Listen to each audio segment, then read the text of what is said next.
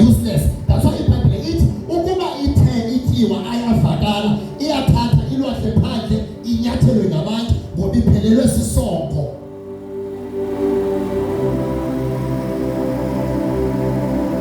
Ngoba iphelelwe yintoni? Sisongo.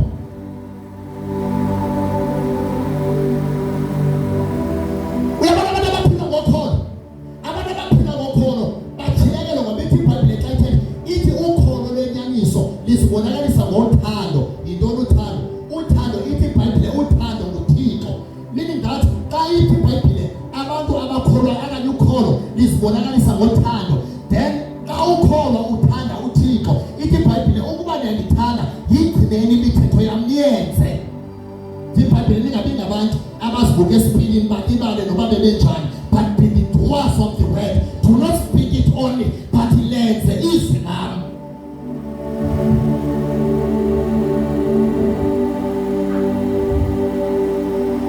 Xa uphila ngokholo uyohlukana nobaby daddy, hlukana naye completely. Hlukana naye completely because uphila ngokholo. Umuntu ophila ngokholo une-code aphila ngayo ngoba akaphili ngendlela abantu abaphila ngayo, uphila ngendlela unique. Bathi abantu besithi akwenzeki athi kuyenzeka, bathi abantu besithi uyagula athi ngiphilile, bathi abantu unambile athi ngityebile, bathi abantu uyahlupheka athi ngizisityebi, bathi abantu awunandinesho athi ngiqashile. Lo mntu uthethe opposite into ethethwa ngabantu ngoba jonga i-faith ithi iBhayibhile bayithetha faith comes by hearing the word of God. I-faith, i-fear, it's an enemy of faith. I-fear, it's a silent demon ecreate apha kuwe i-doubt. So iza njani i-fear? Iza i-fear when you meditate upon the lies of the devil. Ucinga ucanga uqobo kaSathane, then you begin to fear.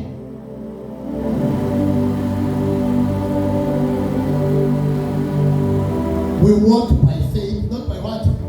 By sight. Sihamba ngokholo, asihambi ngantoni? Ngokubona. Uthi makethetha ukholo, uthi izinto ezibonwayo zezomzuzwana, but uthi into ezingabonwayo zezihlala phakathi. Ukholo alubonakali, but lunezinto eliziveza ezihlala phakathi.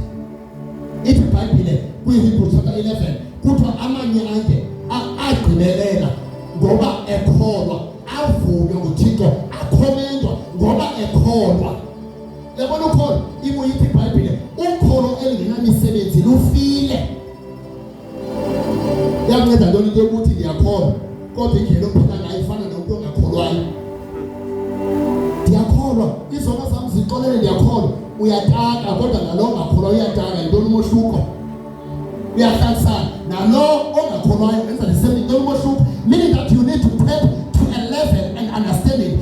I know tomorrow ndizawubhubha, tomorrow andizubakho, mandithi mandiphatha ndisuke emhlabeni kwaziyo kwakho ungaphila umfana ophila ngokholo ongahambi ngokubona. Yabona ngokubona uzawuthwana nale ntombi iveza amathanga yena upopa nengqondo. Udibane nale ntombi inempuphu ezithe phezulu upopa nengqondo. Dibane nenemfundo esemqo upopa nengqondo because uhamba ngokubona ahambi ngokholo. Umuntu ohamba ngokholo seke seduswa uthi ngegama likaYesu noyisi, ngegama likaYesu ngiqobile ngoba lo muntu uhamba ngokholo. Ngoba ukholo olingenamisebenzi lufile. Kumele ukholo lomuntu okholwayo, kumele ukholo oloyisayo, hayi ukholo lwamadimoni ngoba ithi iBhayibhile namadimoni ayakholwa ade angcangcazele ngenxa yokholwa kwawo. Umbuzo, yintoni umahluko between wena nedimoni? Xa usenza izinto amadimoni angazizinto zenza ngoba amadimoni ayajoli, ajolisa abantu. Wake weva wona kuthiwe uSathane wabanjwe ezulwini eJona? Wake weva kuthiwa hayi uSathane ubanjwe ezulwini, uSathane esenga wenzisa abantu, wenzisa ibhalo. Umhlabelelo wesithi ngeke ngiyakwazi manje wakudala ndangingakhona nokhona wawusithi uSathane ulenza ibhola. Ithi umhlabelelo bakwazi umhlabelelo uSathane ulenza ibhola, awazi uSathane umhlabelelo. Kodwa umhlabelelo wasithi uSathane soze ngivuma uSathane ulenza ibhola. Uthi mina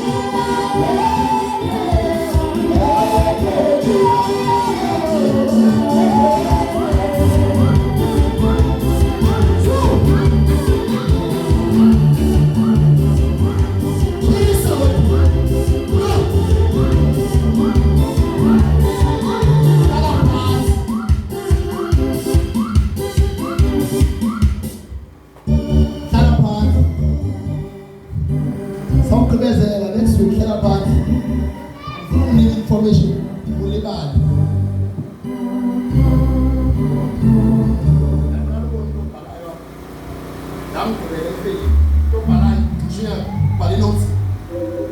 To the Berean church.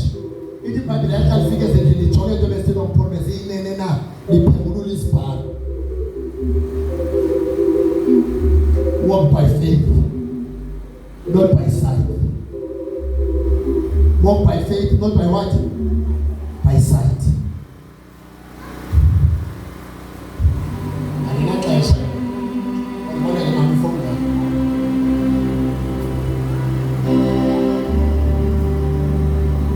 Walk by faith, not by sight.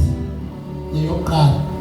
AST is up to the next Sunday. AST, walk by the Spirit.